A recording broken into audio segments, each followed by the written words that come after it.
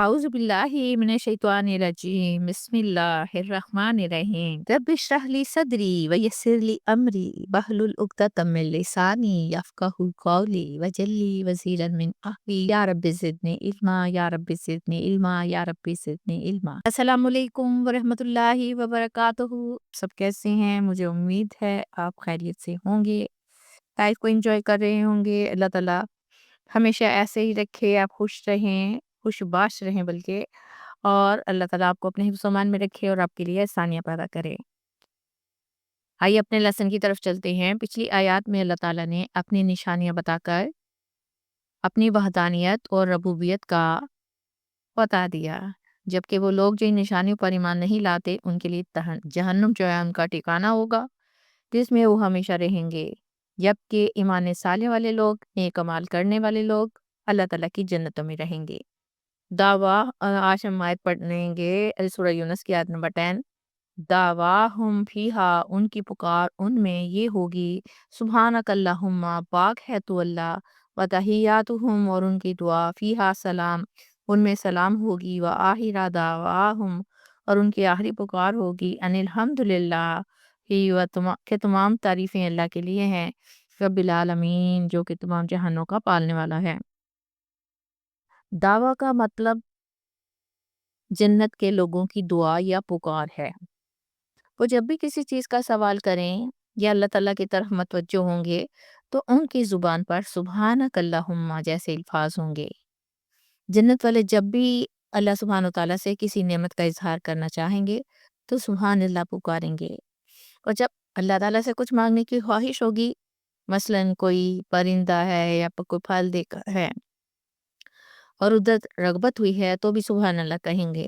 اتنا سنتے ہی فرشتے جو ہیں وہ چیز فوراً حاصل کر دیں گے. یہ جنت کی باتیں ہو رہی ہیں، غور سے سنیے گا. گویا یہ ایک ہی لفظ تمام دعاؤں کے قائم مقام ہوگا. کون سا؟ سبحان اللہ. آگے ہے، یہ کلمہ اللہ تعالیٰ کی عظمت اور شکر میں سے ایک ہے. جنت والے ایک دوسرے سے ملیں گے، جب فرشتے جنت میں داخل ہوں گے، آپس میں گفتگو کریں گے تو ہر جگہ سلام یعنی سلامتی ہی کا لفظ سننے کو ملے گا. وہاں نہ کوئی جھگڑا ہوگا، نہ کوئی تکلیف یا غم، اور نہ خوف، صرف اور صرف امن ہی ہوگا، یعنی پرسکون ماحول ہوگا. یعنی جیسے ملاقات کے وقت ہم لوگ ایک دوسرے کو سلام کرتے ہیں. اور خوبصورت بات یہ ہے کہ فرشتے بھی جنتیوں کو سلام کریں گے.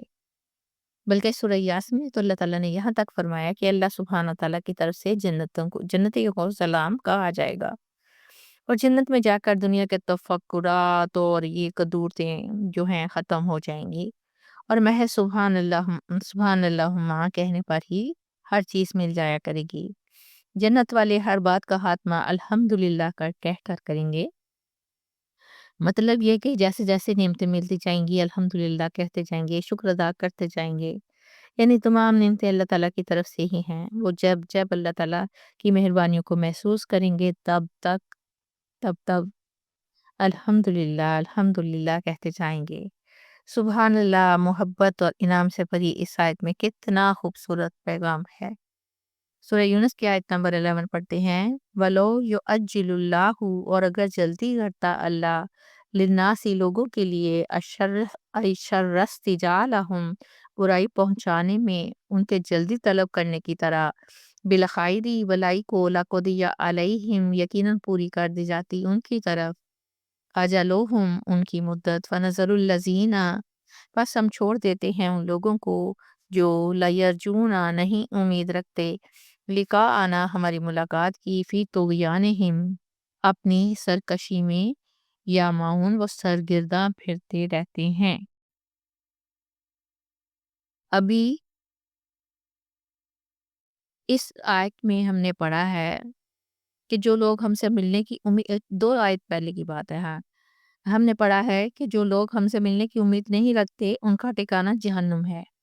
اب اس آیت میں اللہ سبحانہ تعالیٰ فرماتے ہیں کہ وہ ایسے مجرموں کو فوراً سزا نہیں دیتے. کیوں نہیں دیتے؟ بلکہ مہلت دیتے ہیں. اب یہ مہلت کیوں دی جاتی ہے آپ بھی جانتے ہیں، اسی لیے کہ نا احساس ندامت ہو جائے، توبہ کا موقع مل جائے، آخرت کا سودا بہتر ہو جائے. حالانکہ ان لوگوں کا حال یہ ہے کہ کبھی بے باک ہو کر، کبھی بے حیا ہو کر کہتے ہیں کہ اس عذاب کو جلدی بھیج دیں جو کہ ہم پر آنے والا ہے۔ خود کہتے ہیں اے اللہ اگر یہ حق ہے تو ہم پر آسمان سے پتھروں کی بارش برسا۔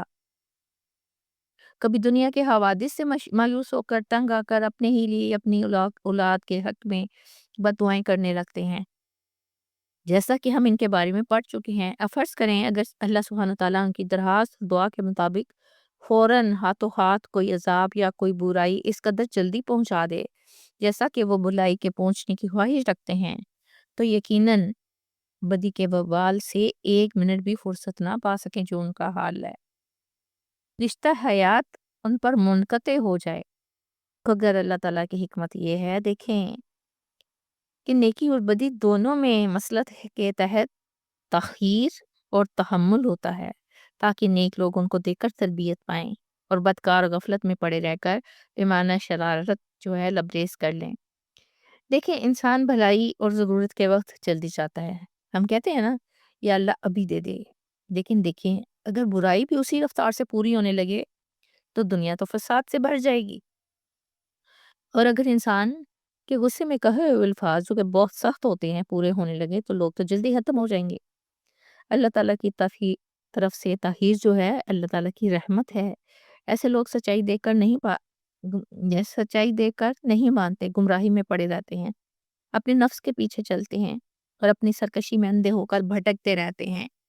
سورہ یونس کی آیت نمبر 12 پڑھتے ہیں، بَإِذَا مَسَّ الْإِنسَانَ الضُّرُّ، اور جب پہنچی ہے انسان کو تکلیف، دانا لِجُنبِهِ، تو وہ پکارتا ہے ہمیں اپنے پہلو پر لیٹے ہوئے، او قائدن یا بیٹھے ہوئے، او قائمن یا کھڑے ہوئے، فلما کشفنا، پھر جب ہم دور کر دیتے ہیں، انہو درہ، اس سے اس کی تکلیف کو، مرہ تو یوں گزر جاتا ہے، کون انسان گزر جاتا ہے، کأن لم یدنا، جیسے کہ اس نے پکارا ہی نہیں تھا، الا در مسا، اس تکلیف کی طرف جو اسے پہنچی تھی، کذالک، اسی طرح، زین للمسرفین، مزین کر دیے گئے حد سے تجاوز کرنے والوں کے لیے، ما کانوا یعملون، جو وہ برے عمل کرتے تھے۔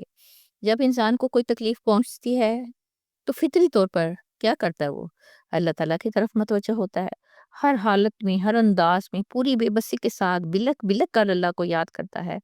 اسے اس مشکل وقت میں اللہ تعالیٰ کے سوا کوئی سہارا یاد آتا ہی نہیں۔ آزما کے دیکھ لیں، پہلے بے باکی سے خود عذاب طلب کرتا ہے اور برائی اپنی زبان سے مانگتا ہے، اگر کمزور اور بودا اتنا ہے کہ جہاں ذرا تکلیف پہنچی گھبرا کر اللہ ہی کو پکارتا ہے، جب تک مصیبت رہی کبھی کھڑے ہو کر، کبھی بیٹھ کر، کبھی لیٹ کر، ہر حالت میں اللہ کو یاد کرتا ہے، اور جب تکلیف ہٹا لی گئی گویا ایسے ہوا کہ کبھی اللہ سے واسطہ ہی نہ تھا۔ ہم لوگوں کا بھی یہی حال ہے، غور کر کے دیکھیے گا، وہی غرور و نخوت کا نشہ، وہی اکڑفوں، وہی لاپرواہی، کچھ کچھ واپس آ گیا جس میں پہلے مبتلا تھا، وہی سب کچھ ویسا ہی ہو گیا جیسے پہلے تھا۔ حدیث پاک میں ہے کہ اللہ تعالیٰ کو اپنے عیش و آرام میں یاد رکھا جس نے، اللہ تعالیٰ نے تجھے تیری سختی اور مصیبت میں یاد رکھے گا۔ ایک مومن کی شان ہی یہ ہے کہ کسی وقت خدا کو نہ بھولے، سختی پر صبر اور فراغی میں اللہ تعالیٰ کا شکر ادا کرتا رہے۔ یہی یہی توفیق ہے جو مومن کے سوا کسی کو نہیں ملتی۔ دیکھیں اس آیت میں جو حال یہاں بیان کیا گیا ہے، لگتا ہے نا کہ ہمارا ہی حال کوئی سنا رہا ہے، مجھے تو سیم لگتا ہے۔ ہم جانتے ہیں کہ ہماری مشکل کا حل اللہ سبحانہ و تعالیٰ کے پاس ہے، جیسے ہی ہماری دعا قبول ہو جاتی ہے، مشکل ہٹ جاتی ہے، اللہ تعالیٰ حالات بدل دیتے ہیں اور ہمیں راحت مل جاتی ہے، تو ہم بدلنے میں ایک منٹ بھی نہیں لگاتے، پھر ہم یہ کہتے ہیں کہ فلاں انسان کی وجہ سے، فلاں پیر صاحب کی وجہ سے، فلاں مزار پر جانے کی وجہ سے میری مصیبت ٹل گئی۔ پل بھر کے لیے خیال نہیں آئے گا کہ اللہ تعالیٰ کی وجہ سے مشکل آسان ہوئی۔ اللہ تعالیٰ فرماتے ہیں اسی طرح حد سے بڑھنے والوں کے لیے ان کے اعمال جو ہیں خوشنما کر دیے جاتے ہیں، ان کا غلط طریقہ انہیں محسوس نہیں ہوتا، وہ اسے دل سے نہیں دیکھتے، دل سے غور نہیں کرتے، اللہ تعالیٰ سے محبت نہیں کرتے۔ خانہ پوری والی ہماری محبت ہے، ہم نماز پڑھتے ہیں روحوں کے بغیر پڑھتے ہیں، روح نہیں ہوتی اس میں، جیسے ہم قرآن پاک پڑھتے ہیں اتنی جلدی میں، اتنی سپیڈوں سے، فٹافٹ جی یہ ٹائم ختم ہو، میں نے کچھ یہ کرنا ہے وہ کرنا ہے، ہمارے تو کام ہی نہیں ختم ہوتے۔ اسی کے ساتھ میں آپ سے اجازت چاہتی ہوں۔ ہنستے رہیے، بستے رہیے، خوش رہیے، بات رہیے، اللہ کے ایمان میں رہیے۔ انشاءاللہ پھر ملیں گے، تب تک کے لیے اللہ حافظ۔